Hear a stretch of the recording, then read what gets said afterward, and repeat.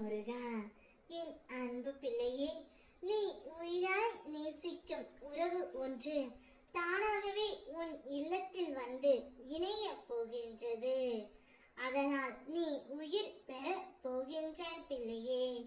நீ இத்தனை நாட்களாக எந்த உறவை தேடி என்னிடம் வேண்டிக் கொண்டாயோ, எந்த உறவு இல்லாமல் உன்னால் இருக்க முடியவில்லையோ, நான் இந்த உறவுடன் வாழ்ந்தால் மட்டும்தான் சந்தோஷமாக இருப்பேன் என்று என்னிடம் கூறினாயோ, அந்த உறவே உன் இல்லத்தில் வந்து இணைய போகின்றது தங்கமே. அந்த உறவுடன் நீ நீண்ட காலம் மகிழ்ச்சியாக இருக்க போகின்றாய். இன்று உன்னை சிரித்த முகத்தோடு பார்க்கும் பொழுது என்னுடைய மனதில் எழும் சந்தோஷத்திற்கு அளவே இல்லை.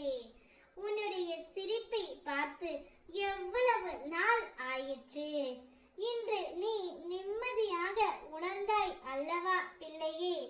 அதே மாதிரி உன்னுடைய நிலைமையும் கூடிய விரைவில் மாறும். இந்த வயதில் உழைக்காமல் வேறு எந்த வயதில் உழைக்கப் போகின்றாய்? சோர்வு, தோல்வி இவை அனைத்தையும் தூக்கி எறிந்து விடு. உனக்கு என்றுமே கீழே இருப்பவர்களை ஏளனமாக கருதாதே. அவர்களும் உனக்கு நிகரானவர்கள்தான். வேலை, காசு, சொத்து இவைகளை வைத்து மற்றவர்களை ஒரு நாளும் நீ எடை போடாதே பிள்ளையே. என்னுடைய குழந்தைகளை நேர்கோட்டில் வாழ வைப்பது என்னுடைய கடமை. என்னுடைய குழந்தை எதை ஆசைப்பட்டு கேட்டாலும் அதை உடனடியாக நடத்தி தருவது என்னுடைய பொறுப்பு. இப்பொழுது என்னுடைய குழந்தை அவர் உயிராக நேசிக்கும் உறவு ஒன்று என்னிடம் வர வேண்டும் என்று வேண்டிக் கொண்டு இருக்கின்றது.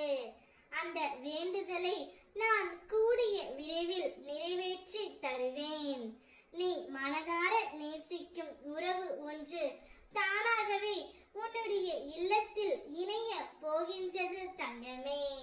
நீயும் அவரும் ஒன்றாக வாழும் வாழ்க்கை மிகவும் சந்தோஷமாகவும் அற்புதமாகவும் இருக்க போகின்றது. அனைத்து கஷ்டங்களும் முடிய போகின்றது.